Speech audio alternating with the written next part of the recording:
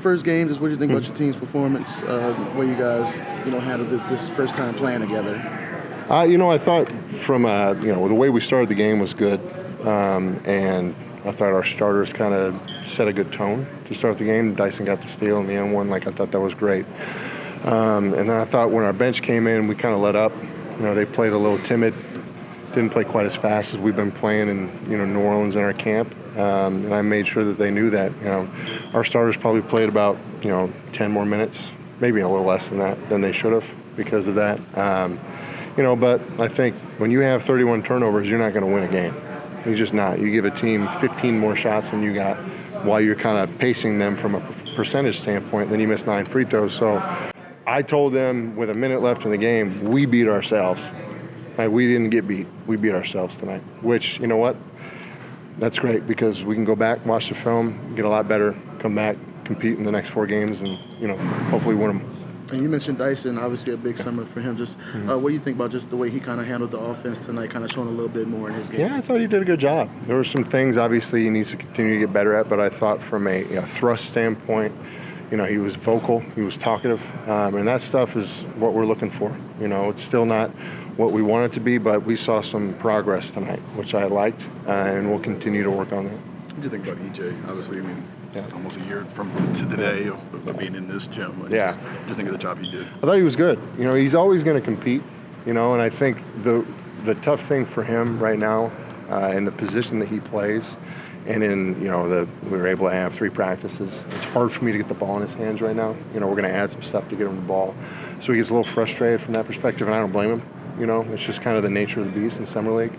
But I thought his effort was good. Obviously, conditioning is going to continue to be an issue. He's only played 94-foot basketball for the last, week. Right. So like I told him at the beginning of this whole experience, we're going to be patient with you, you be patient with you, and we'll go through this experience together with the right mentality. So, Jordan Hawkins, doing what we had heard about, running around, getting a lot of shots up. What did you think of the job he did? He was good. I thought it was good. Obviously the ball didn't fall quite as much as we would have liked, but I thought he showed his pace. He showed that he's not just a shooter. He can get downhill. He had a couple nice finishes. And then once that three-point shot starts to fall a little bit more consistently and the free throw, he's going to be fine. I thought he was good. It was a good getting your feet wet type of game for him. What do you think quality-wise of the shots that he was getting? It seemed like it was... It's tough. He had a couple open looks.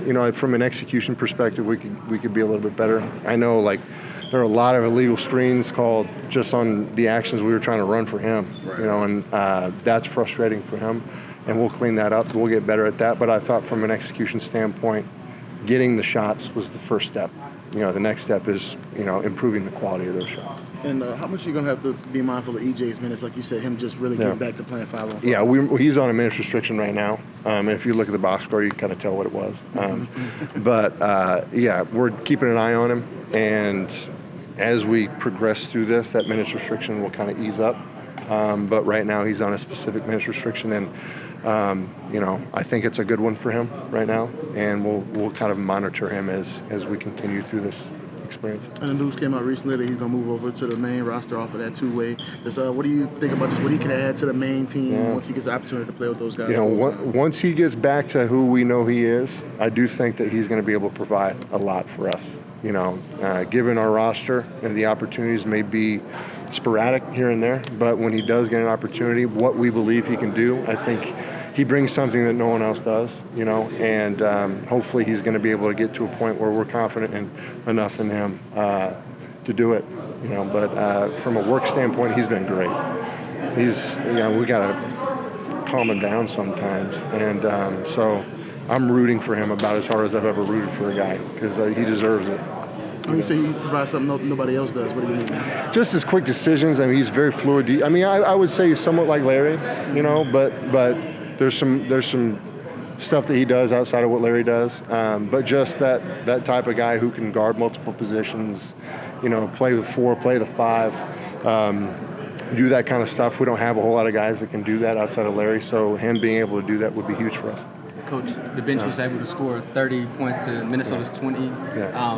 What do you think about those guys like Frank Bartley coming off the bench? How do you think how do you assess them? It's funny because when we were in New Orleans, Frank was putting his head down, getting to the paint, getting fouled, finishing.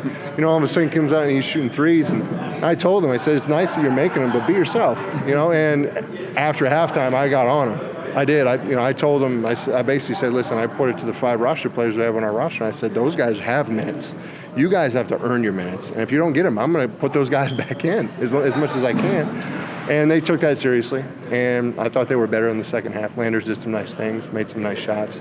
Defensively, he's got to improve. But, I thought they were good, after they kind of got that first rotation jitters out of them. What does Mac need to do to kind of adjust to this game a little bit, kind of work on the fouls? Yeah, he's a hard screen setter. You know what I mean? I think every summer and every preseason, that's a point of emphasis for the officials. So it's just going to be something that he's going to have to really kind of see where that line is and toe it as well as he can possibly toe it, because we do appreciate the fact that he's a good screen setter. He's just got to clean it up with a technique and then understand what the defense is doing. Sometimes he doesn't necessarily need to stay in that position. He can get out quicker. So it all comes in the film. All comes in the style of play. He's been playing European basketball for a while now. So he'll be fine. I'm a huge fan of him too. He's done a nice job. Is that when you're kind of glad you get 10 fouls in summer league? Absolutely. I mean, you are, but then you're not. I mean, that might have been the longest summer league game in the history of the NBA. I looked over at Darnell Lazar at a certain point, and he was like, I had taken a timeout. He's, you only got one timeout for the rest of the half. I was like, what do you mean? It's about to be halftime. It was 1 minute left in the first quarter. Unbelievable. Thank you, Coach. Thank you. Thanks a lot, guys.